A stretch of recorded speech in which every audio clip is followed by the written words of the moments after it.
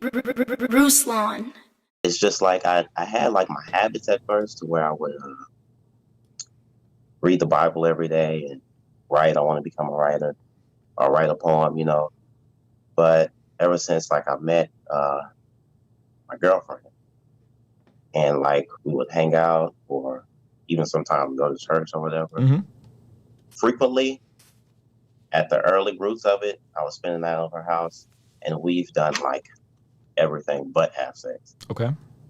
I have saved that part. But as like the relationship continued, you know, I start to set boundaries, but I feel like I'm messing up with the replacement thing because I watched your video on how first it starts with the mind and then it starts with, you got to say no. It's kind of like when you work out, you rip and then you rebuild. You say no, but I'm not replacing it with anything. So like a lot of times when like she's not around or I'm just alone, like the feelings, they just come back up in me. And it's just draining my motivation or like open my Bible. I usually open my Bible and sleep next to it. It just kept happening. And I think it's because like I have prayed, but I got to get serious with like the actions and the boundaries. And yeah, that's heavy, man. And I've been there, bro. I've been there. You know, I think it's tough. How old are you? 19. Okay. And where would you say you are in terms of life? Are you a college student? Are you starting in your career? Are you living at home? Like, how are you doing in that regard? Living at home,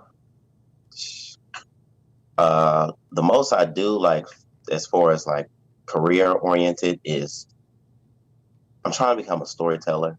Okay. And I got this app called Masterclass, and it kind of teaches you like how to raise up in your career. But honestly, I haven't done with it what I want to do. Okay. So I just work and How old is your girlfriend? 18. And what are you doing for work? What kind of work do you do? I park cars. Park cars. Okay. Make pretty good money, bad money, decent money? It's bad, decent. I make 11 an hour. Okay. I get paid every week. Okay. And I save the majority of it, and then I try to make $70 worth. Cool. And what city are you in? Shreveport. Louisiana? Yes. Major city, small city, like what's the population? It's a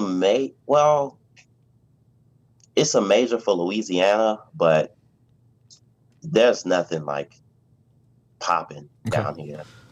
You ultimately want to be a storyteller and a writer. Am I following correctly? Yes, sir. Okay. Are there skills that you can develop that can go congruent with you being a storyteller and the writer that can get your revenue up?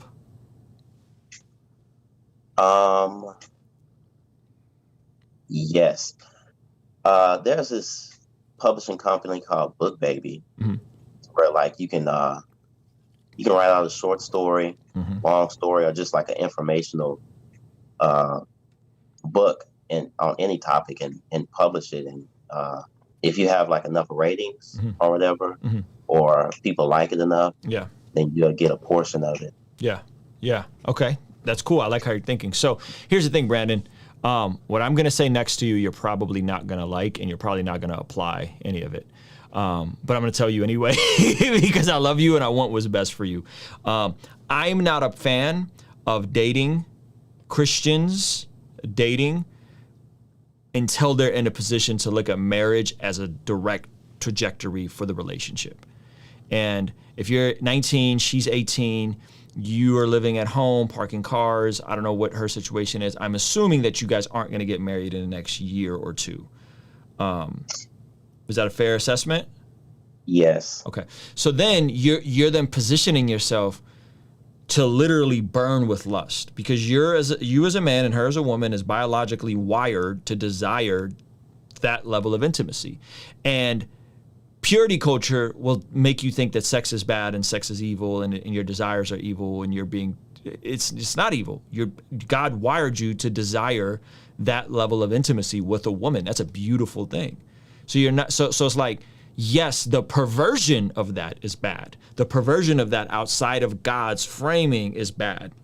But the actual desire to want to be with a woman who is your wife is beautiful. That's awesome. And so I think sometimes we forget that sin is the perverse version of God's natural blessing. God's natural blessing for a husband and a wife is to enjoy sex and all the benefits that come along with sex.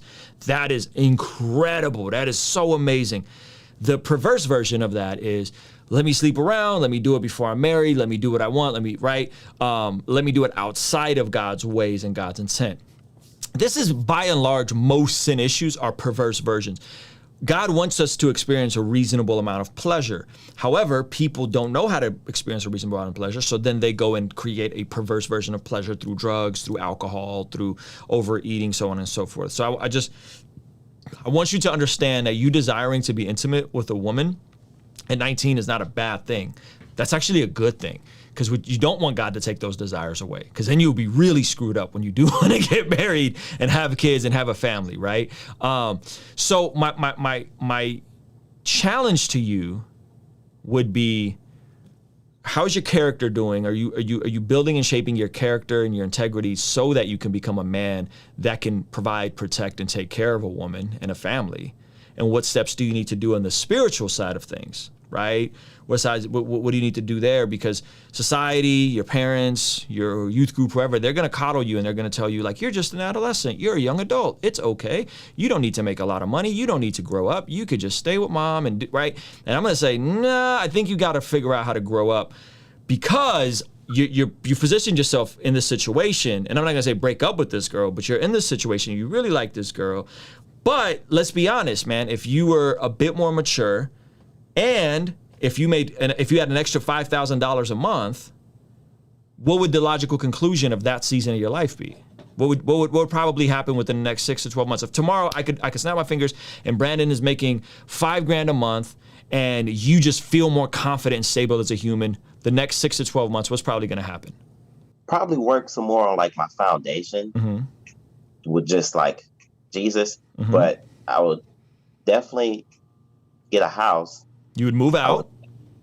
I would move out. And what else? And I would be solely career oriented. You'd be career oriented. And my guess would be you would probably start looking at this young lady as someone that you want to marry in the foreseeable future. Yeah. Yes. Yeah. Right? So how do we approach this? Right? How do we approach this?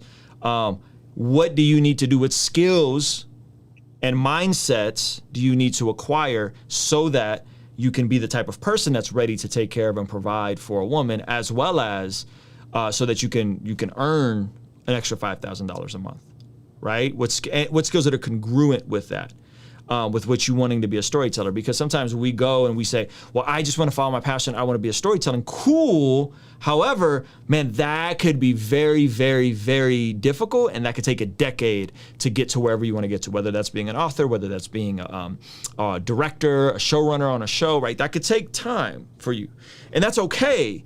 But in the interim, if you grow a bit, if you mature a bit, if you get around some mentors, if you start earning some more money, I think things change for you. And I'm not trying to pressure or project marriage on you, but I wish somebody told me this stuff at 19 when I had started dating my girlfriend and I knew it was going to be hard. And I struggled for 4 years, unfortunately. We dated for 3 years, got engaged, and then struggled for another 4 years, and same boat, did everything but have intercourse.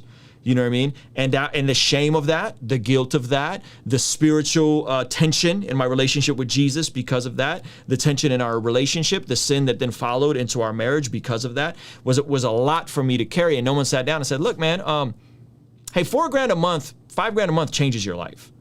Like, it really does. How can we get Brandon, who's young, who's passionate, who's creative, who's good looking, who loves Jesus, to earn some more money? Because that kind of helps with a lot of these issues. And it's going to start with your mentality and your mindset, and then with acquiring the skills needed to add value to the marketplace so that you can earn more money. So I'll shoot you an idea. Here's an idea.